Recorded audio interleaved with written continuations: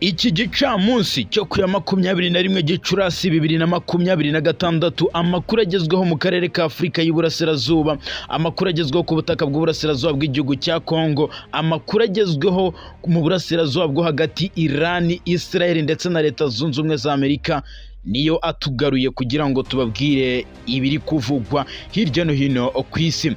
Ndaza no kukubwira ko wari umuvugizi w'ingabo z'u Rwanda RDF Brigadier General Ronald Rwivanga yarahiriye imirimo mishya nk'umuyobozi mukuru w'urwego rw'ingabo z'umuryango wa Afurika y'Iburasirazuba zishinzwe gutabara aho rukomeye Eastern Africa Standby Force cyangwa SF, aho yahererekanyaga ububasha na Brigadier General Paul Kahuyira Njema wo muri Kenya wari umaze imyaka 3 ari kuri uyu mwanya. Brigadier General Ronald Rwivanga yahawe izi nshingano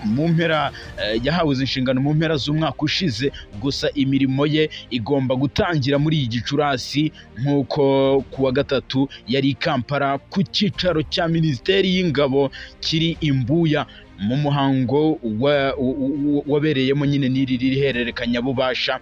Ndakubwira byinshi byabereye muri iyi nyubako. Si ibyo gusa, ndaza kukubwira ko leta ya Kongo yongeye kwifashisha icyorezo cya Ebola mu rwego rwo kugaragaza urwitwazo kugira ngo babe bakisubiza umujyi wa Goma mu burasirazuba bwa Kongo. Tariki ya 18 Gicurasi 2026 nibwo Minisiteri y'Ubuzima muri Repubulika ya Demokarasi ya Kongo yatangaje ko kugeza uwo munsi abantu 131 muri Buni mu ntara ya Ituri bamaze kwicwa n'icyorezo cya Ebola, mu barenga 510 bo bikekwa ko bamaze kucyandura, ndetse ASM 23 yasobanuye ko umuntu umwe wabonetse ku itariki ya 17 Gicurasi ariwe bimaze kumenyekana ko yanduye icyorezo cya Ebola mu mujyi wa Goma. Rero umuvugizi wa guverinoma ya Kongo Patrick Muyaya yagaragaje ko M23 ngidafite ubushobozi bwo kuba yarinda abaturage iki cyorezo, agaragaza ko guverinoma ngikwiye kwisubiza umujyi wa Goma kugira ngo ihoshe nyine izi ndwara ndetse n'ibi byorezo. Ibyo byose ndaza kubyinjiramo detail kuri detail, nkubwire tactique ubutegetsi bwa Kinshasa bushaka gukoresha ndetse n'amayeri kugira ngo bambure M23 umujyi wa Goma nta mirwano ibayeho, ndetse banabigaragarije isi yose ngo berekana ko M23 gitagifite ubushobozi bwo kuba yarinda abaturage ibi byorezo. Ndakubwira ko muri Mozambique Cabo Delgado, Mozambique yemeye gutanga amafaranga yose akenewe ku butumwa bw'ingabo z'u Rwanda muri Cabo Delgado, ariko ngo RDF ihagume. Ni nyuma y'uko European Union yo yari yemeje ko ngiye gutoza igisirikare cya Mozambique kugera ku rwego nyine cyakirwanaho mu rwego rwo kurwanya n'iyi mitwe y'iterabwoba ibarizwa muri iyi ntara ikubye gatatu rw'imisozi igihumbi ya Cabo Delgado. Ndakubwira ko leta y'u Rwanda yatagaje ko nyuma yo kubona umuryango umwe bw'Uburayi utangiye gukoresha ubutumwa bw'ingabo z'u Rwanda mu kurwanya iterabwoba muri Cabo Delgado nk'igikoresho cya politike, yagiranye ibiganiro bikomeye cyane na leta ya Mozambique, aho leta ya Mozambique yemeye kwishyura ikiguzi cyose gishoboka cy'ubu butumwa kugira ngo bakomeze kubungabunga ubutumwa, ndavuga ingabo z'u Rwanda muri Cabo Delgado. Ndaza kwinjira muri page y'amakuru nkubwire byinshi bikubiye mu masezerano igihugu cya Mozambique cyagiranye n'igihugu cy'u Rwanda mu gukomeza ubufatanye mu kurwanya imitwe y'iterabwoba ibarizwa muri iriya ntara. Ndaza kunyarukira mu gihugu cy'u Burundi. Perezida Evariste Ndayishimiye yirukanye umusirikare ukomeye kubera inkwavu. Icyemezo cyo kwirukanwa cy'uyu musirikare cyafashwe nyuma y'amashusho yakwirakwiye ku mbuga nkoranyambaga agaragaza ko Perezida Evariste Ndayishimiye arakariye cyane bikomeye cyane abayobozi b'uyu mushinga, abashinja gusesengura umutungo wa leta no kudindiza ibikorwa byari byitezweho gufasha abaturage batishoboye.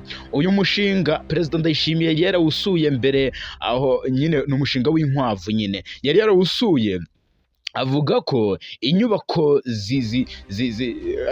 inyubako nyine ngo ntabwo nyine zarengeje igihe, nyine inyubako izi nkwavu n'uyu mushinga nyine w'inkwavu zirimo ati byarenze igihe, ati rero mukwiye kuvugurura. Raporo rero yatanzwe iragaragaza ko muri iyi mishinga hari hagenewe miliyari 2.5 z'amafaranga y'amarundi, ariko ibi bikorwa byari bikiri ku rwego rwo hasi nyine kandi barabishoyemo amafaranga. Evariste Ndayishimiye rero arashinja bikomeye cyane uyu musirikare ukomeye cyane mu ngabo z'u Burundi, ndibuze kuba nkubwira izina rye, aramushinja kuba yaranye yanyereje amafaranga y'u Burundi yaragenewe kuzuza cyangwa gufasha uyu mushinga kugera ku ntego zawo.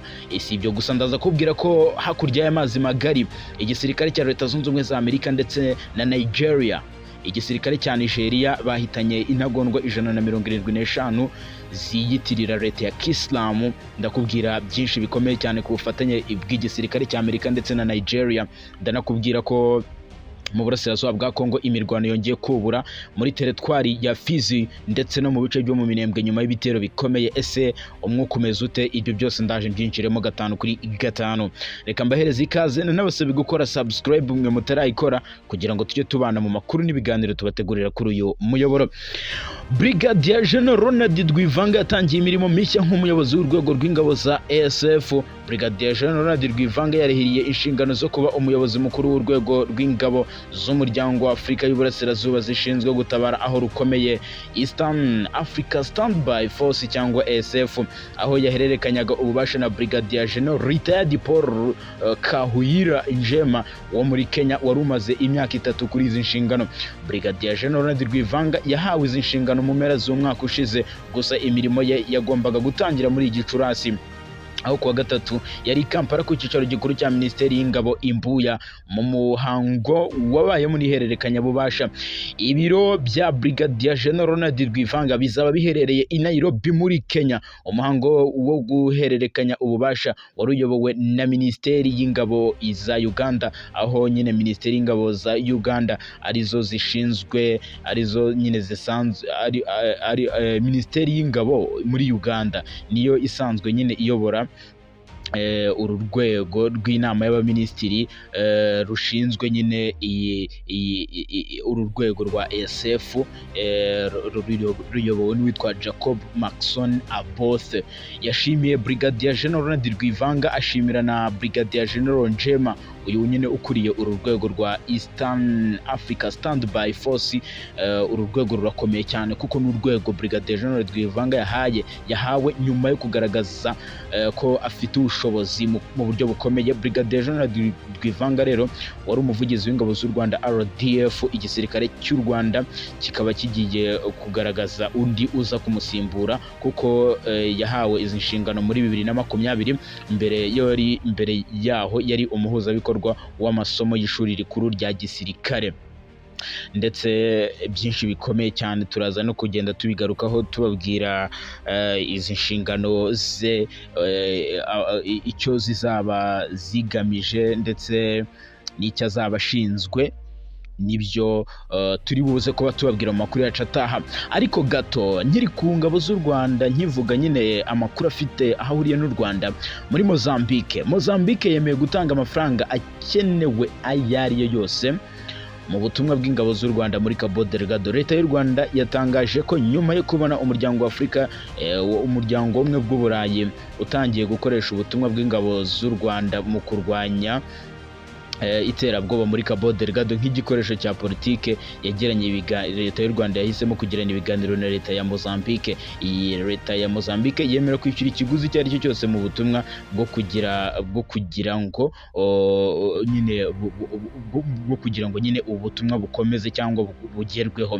Amakuru y'iki cyemezo yemejwe na Leta y'u Rwanda n'iya Mozambique, aho batangaje ko minisiteri z'ububanyi n'amahanga z'ibihugu byombi arizo zemeje. Ku ruhande rw'u Rwanda, ambasaderi igihugu cya Mozambique n'u Rwanda bikunze kugirana ubufatanye kuko no mu minsi ishize basinyanye ibijyanye n'ubucuruzi bwambukiranya imipaka. Ni mu gihe umuryango w'ubumwe bw'Uburayi wo wari usanzwe utanga inkunga ya miliyoni 20 z'amayero yo gushyigikira ubu butumwa ukomeje nyine kutavugaho rumwe. Ni ukuvuga ngo European Union ntabwo ikomeje kuvugaho rumwe n'inkunga nyine igenewe ingabo z'u Rwanda RDF.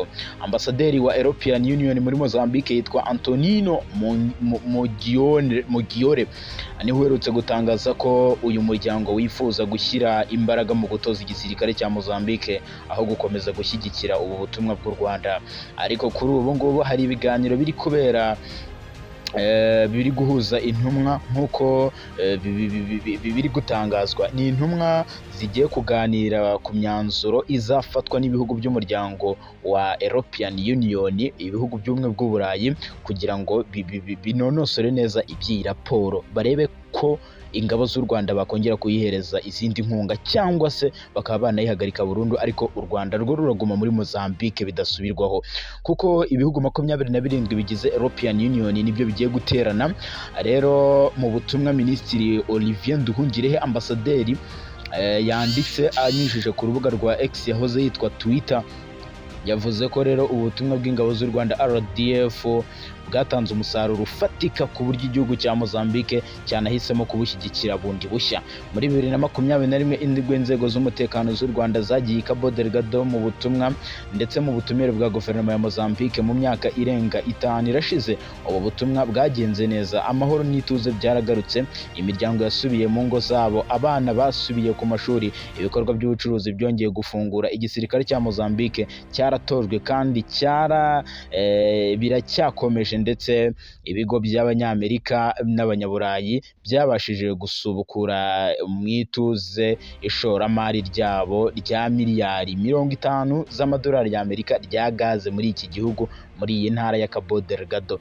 Yakomeje avuga ko rero muri icyo gihe inzego z'umutekano z'u Rwanda zahawe ubufasha bw'amafaranga buturutse mu kigo cy'Uburayi gitera inkunga ibikorwa byo kugarura amahoro, EPF, agize umugabane muto w'ibyo u Rwanda rukoresha byose muri Mozambique, ndetse n'ishoramari rya European Union muri Cabo Delgado. Minisitiri Olivier Nduhungirehe yakomeje avuga ko nubwo ubutumwa bwatanze umusaruro, ariko European Union yahisemo kubugirira igikoresho cya politike kubera impamvu zitandukanye. Mu buryo bubabaje cyane, ati twabonye ubwo busabe kugera ubu buri muri guverinoma y'u Rwanda kuri European Union bwakiranywe gushidikanya ndetse bugirirwa igikoresho cya politiki. Ati n'ibihugu bimwe byo muri European Union birimo bibiri byadukolonije. Ubufasha rero bw'ingenzi dutanga ku baturage bagenzi bacu bo muri Mozambique, ati buhindurwa iturufu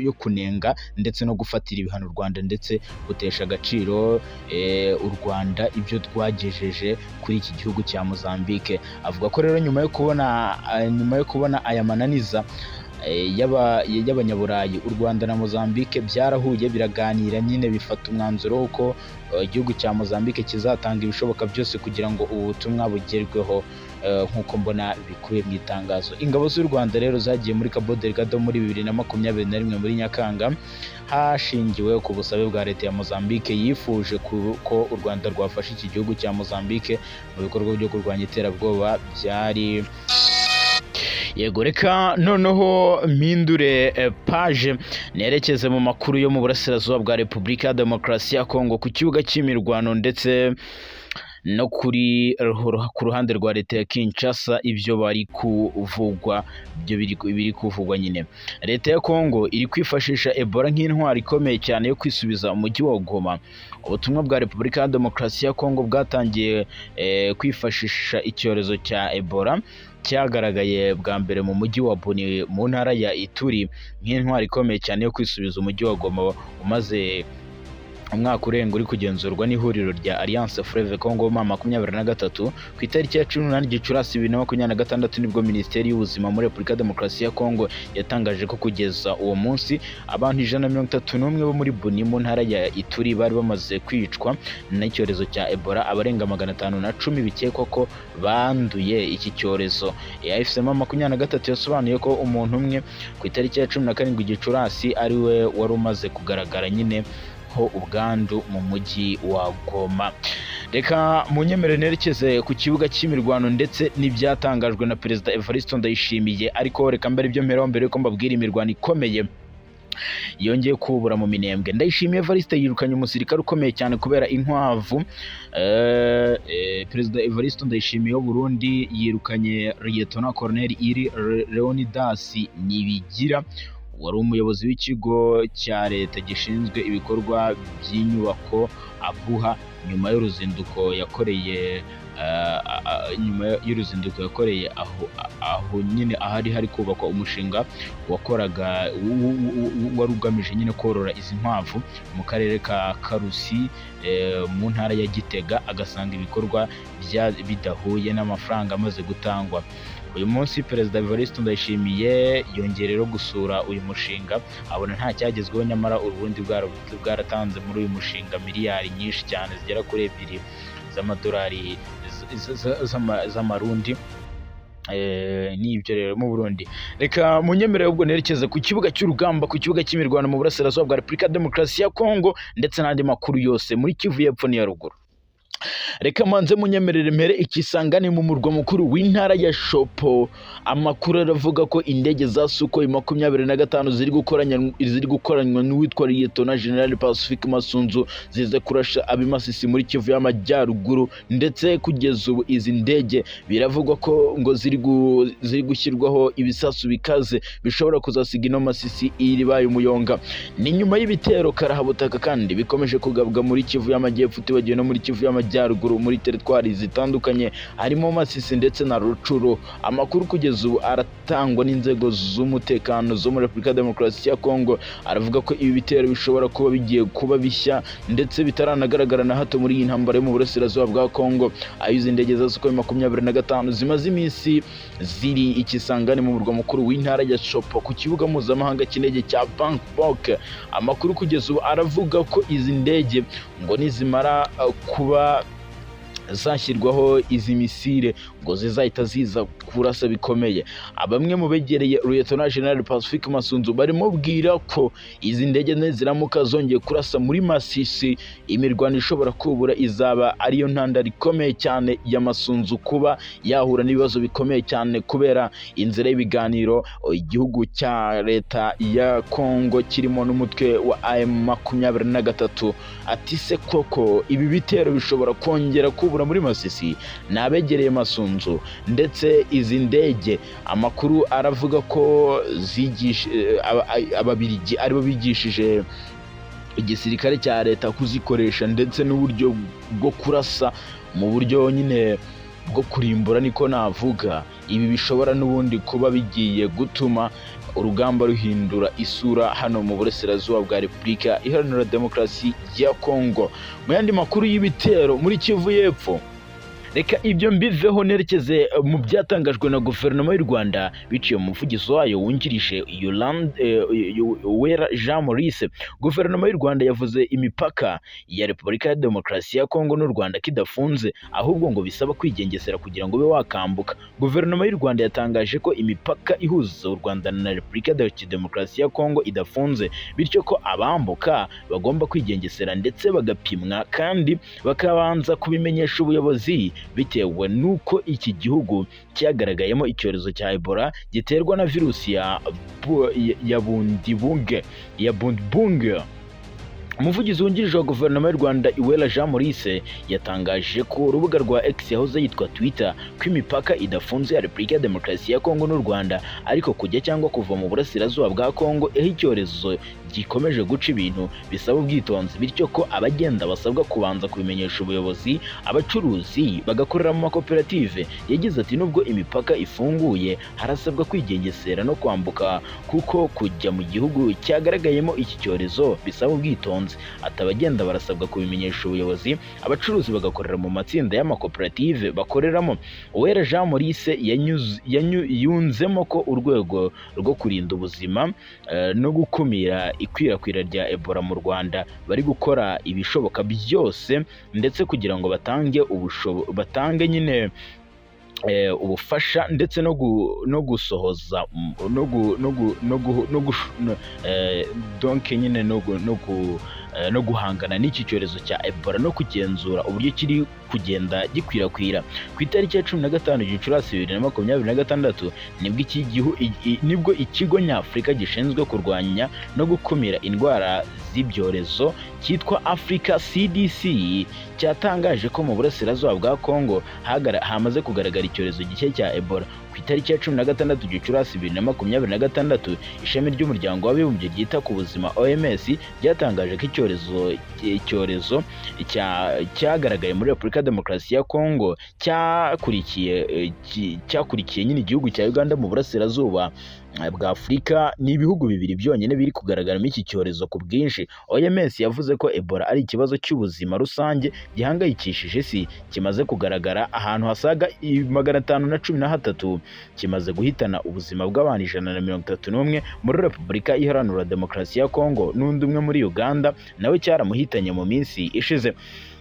Ni nako kandi Repubulika Iharanira Demokarasi ya Kongo, kubera ko icyorezo cya Ebola u Rwanda rugahitamo gufunga imipaka. Kongo yarakariye u Rwanda mu buryo bukomeye cyane. Ni igihugu cya Repubulika Demokarasi ya Kongo kinubiye bikomeye cyane uburyo u Rwanda rwafunze imipaka iruhuza n'iki gihugu. Muri iki cyumweru nibwo u Rwanda rwafunze imipaka iruhuza na Repubulika ya Demokarasi ya Kongo mu turere twa Rubavu ndetse na Rusizi nk'ingamba zo kwirinda icyorezo cya Ebola cyagaragaye muri Repubulika ya Demokarasi ya Kongo.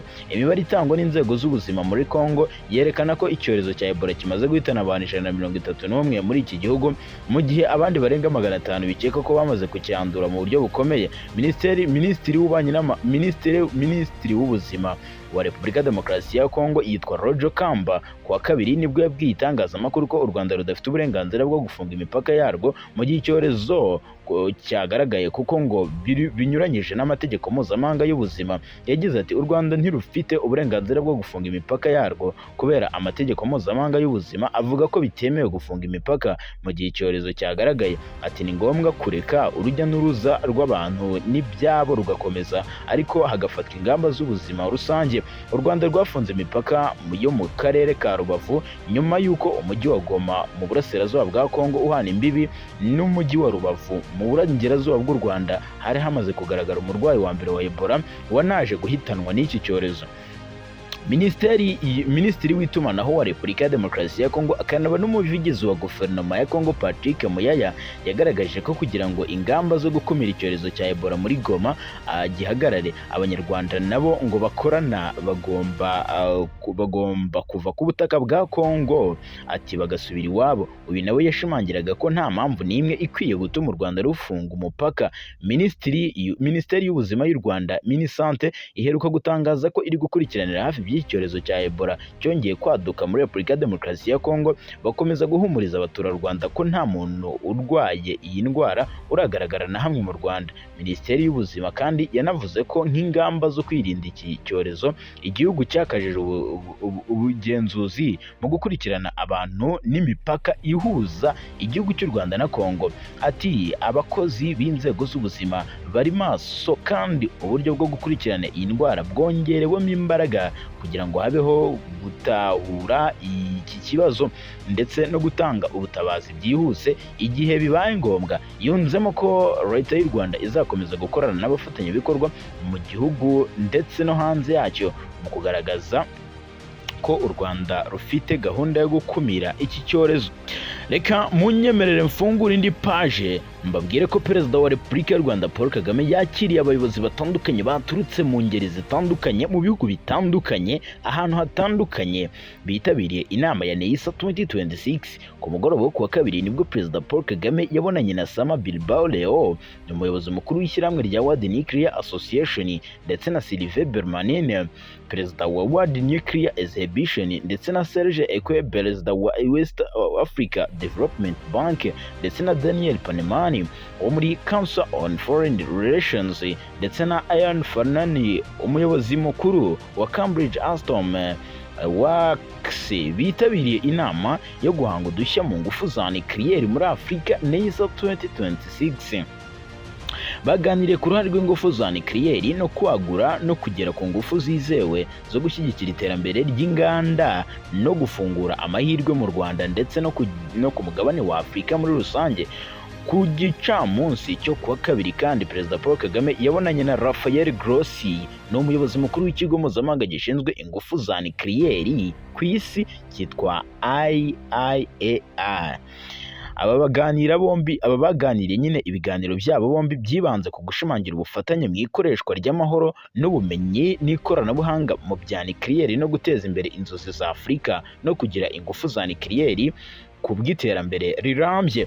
Mu kiganiro no mu intangiriro z'umunsi nyine, ubwo umuyobozi mukuru w'ikigo gishinzwe ingufu za nucleaire ku isi yashyikirizaga Perezida Paul Kagame isuzuma ry'ibimaze kugerwaho mu bya nucleaire INR byerekana INIR, ubwo mbisomye nihuta, byerekana ko u Rwanda rwiteguye gutunganya ingufu za nucleaire. Ibyo bikaba byerekana ko hashojwe icyiciro cya mbere cy'icyerekezo cy'ibikorwa by'ingufu za nucleaire, ndetse u Rwanda rukaba rwinjiye mu cyiciro cya kabiri gikubiyemo imirimo yo gutegura uruganda rwo rutunganya ingufu za nucleaire. Reka mbanze nerekeze no mu yandi makuru mbabwire ko